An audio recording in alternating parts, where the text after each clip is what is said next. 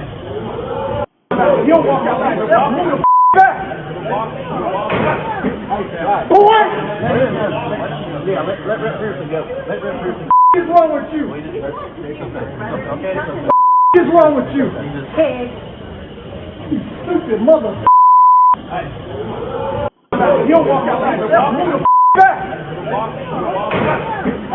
Boy! Yeah, let Pearson go. Let Pearson go. What is wrong with you? Okay. What is wrong with you? You stupid mother.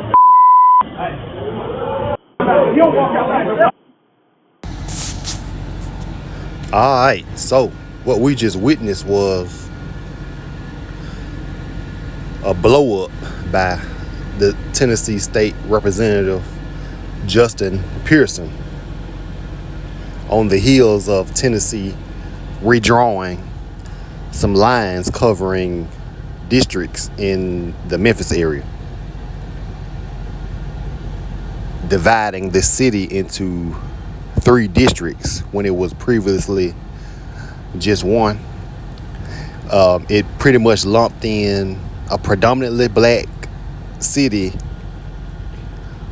with rural cities and towns in central Tennessee. Yeah. And the city of Memphis is in the extreme southwest corner of the state, but yet they redrew these lines, bonding it with certain parts of central Tennessee, like south of Nashville, as far as south of Nashville.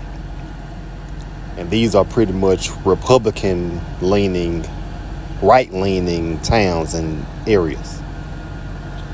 So they just grouped a predominantly Democratic, left-leaning area with right-leaning conservative areas. And I just don't see how this is going to be a good thing. It's not a good look at all. I don't see how this is going to work. And there are already groups talking about suing the state and trying to block it before it becomes into fruition after the midterms. And there is even some people in government, in local government, looking at how the city of Memphis can succeed from the state of Tennessee. You know, since they want to play these games with us, with the city.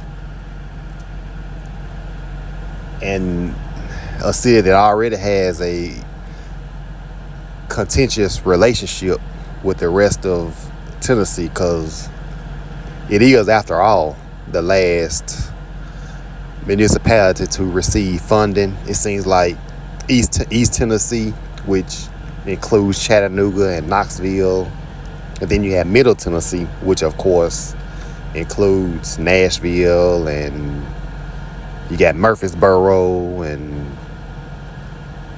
what's another one?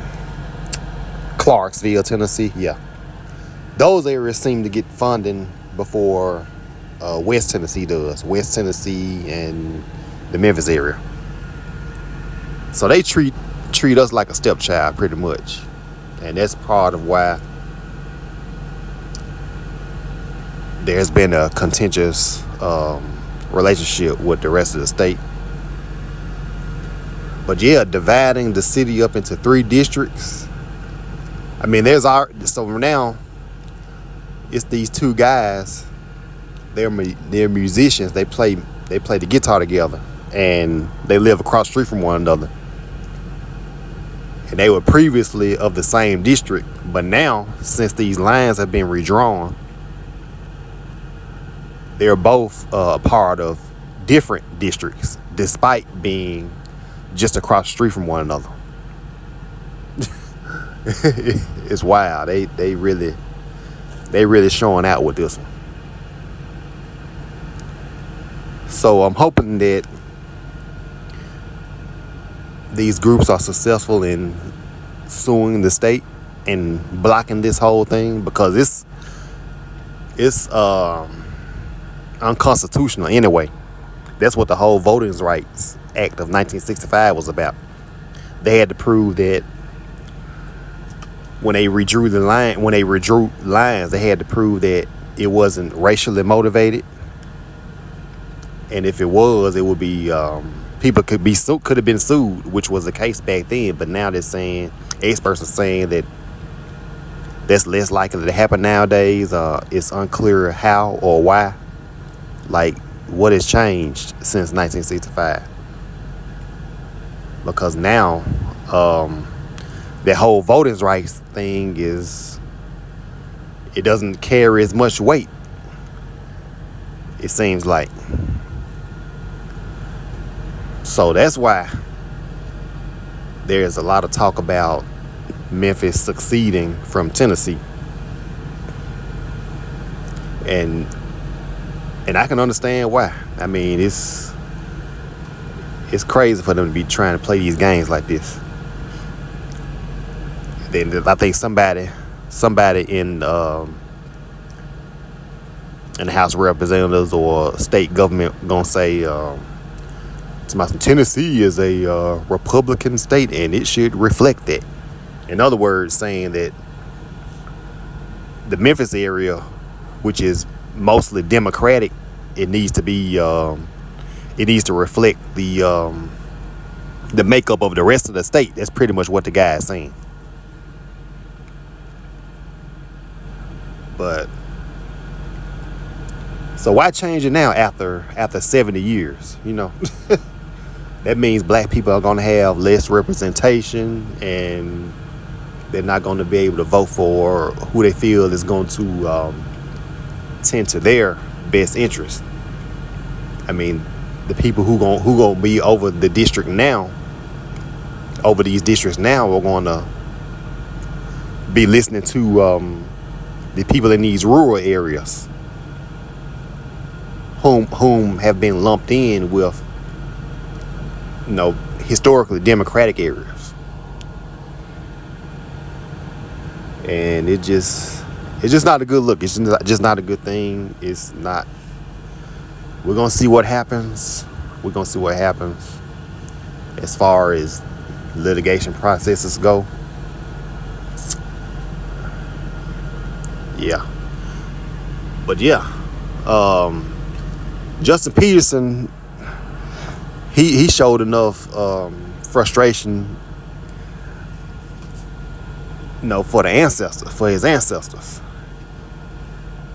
because he was already vocal about Elon Musk's supercomputer being put close to predominantly black areas and exposing them to all these gases from these turbines that are needed to power this supercomputer so it could produce all of this AI technology. It's like 36 turbines. I did a video or a live about it last year, and nothing was done about that, pretty much, long story short. So he was already disappointed about that, and now Tennessee want to pull something off like this. Oh yeah, he clearly has. Justin Pearson has reached a breaking point, and that's understandable. It's understandable. All the work you've done to tend to the needs of your people. Yeah. So we can't do nothing but see what happens. See what happens next. See what's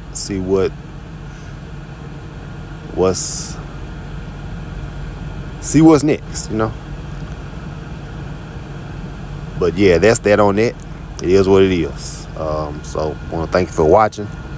Make sure you hit the like button and let me know what you think. And I will holler at you later. Peace.